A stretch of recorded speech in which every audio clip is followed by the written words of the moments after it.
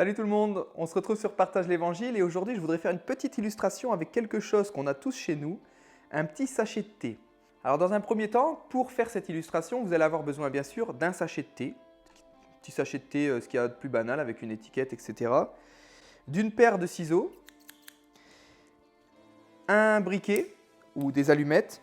Et puis c'est bien d'avoir, on n'a pas forcément toujours ça, si on a une table c'est suffisant, mais là pour l'illustration, pour éviter d'abîmer la nappe, on peut avoir aussi une petite assiette, vous verrez pourquoi par la suite. Voilà. Alors je vous fais l'illustration, on y va.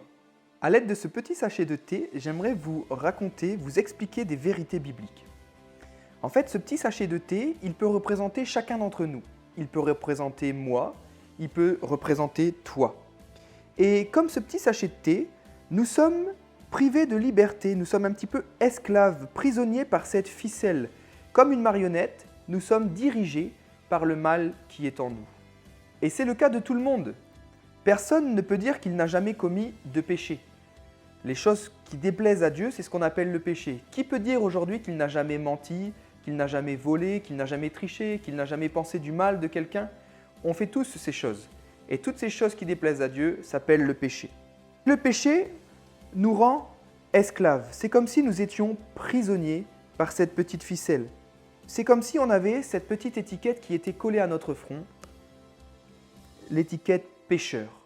C'est ainsi que Dieu nous voit. Il nous voit comme des pécheurs. C'est notre identité. C'est pourquoi Dieu, dans sa grâce, a envoyé Jésus-Christ, son Fils, sur la terre, qui est venu vivre comme un simple homme pour nous rendre libres du péché. Et ainsi, il nous donne la liberté. Nous ne sommes plus esclaves du péché. Dieu ainsi ne nous voit plus comme des pécheurs, mais il nous voit comme des rachetés. Il nous voit comme ses enfants bien-aimés.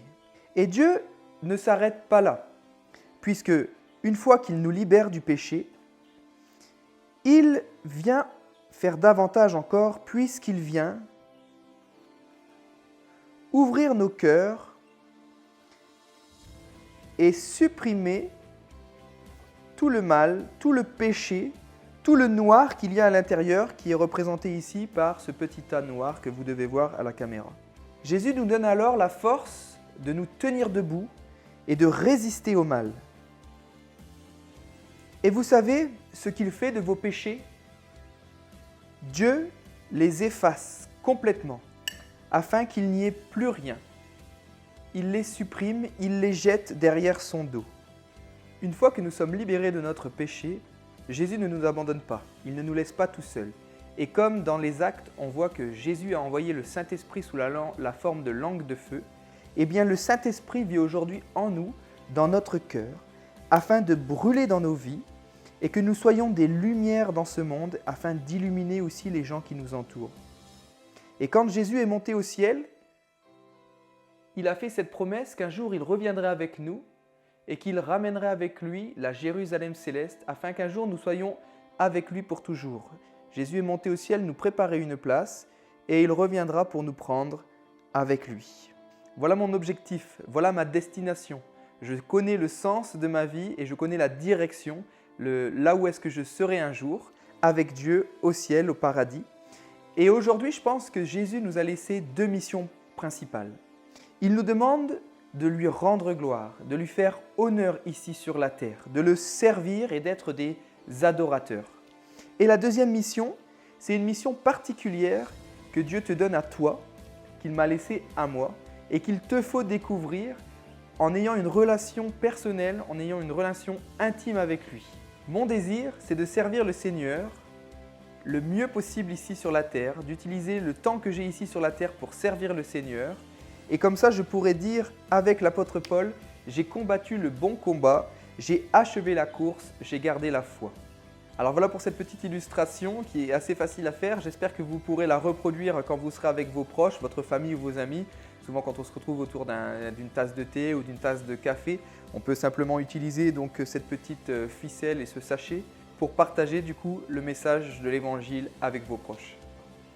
Alors petit conseil, si vous voulez réaliser cette illustration devant un groupe de jeunes, devant une église, devant des enfants, etc., essayez au préalable votre sachet de thé parce que des fois, je ne sais pas expliquer pourquoi, mais ça ne fonctionne pas. Alors je vous donne un exemple ici avec mon petit sachet de thé. Il y a des fois ici où est-ce qu'ils sont liés, il y a un petit collant entre les deux en fait. Et on ne peut pas faire un beau cylindre avec le sachet de thé une fois qu'il est ouvert. Donc est-ce que c'est ça qui empêche du coup le sachet de thé de s'envoler correctement? Je ne sais pas. Mais essayez au préalable, et si vous ne pouvez pas essayer au préalable, que vous êtes avec des amis ou de la famille et que vous voulez réaliser quand même cette illustration, essayez de prendre un sachet de thé, je pense, où ici il n'y a pas de liaison. Vous savez, en fait, du coup, là, le sachet de thé, c'est un ensemble. Sinon, des fois, ça fait deux petits sachets de thé collés l'un avec l'autre, en fait, au niveau du milieu. Donc, je ne sais pas si c'est ça, mais on a eu un ou deux essais qui n'ont pas fonctionné parce que, en tout cas, sur les sachets, où est-ce qu'au milieu, il y avait une bande qui était collée. Donc voilà, essayez au préalable. Et puis si vous ne pouvez pas essayer au préalable, prenez un sachet de thé qui n'a rien ici au milieu.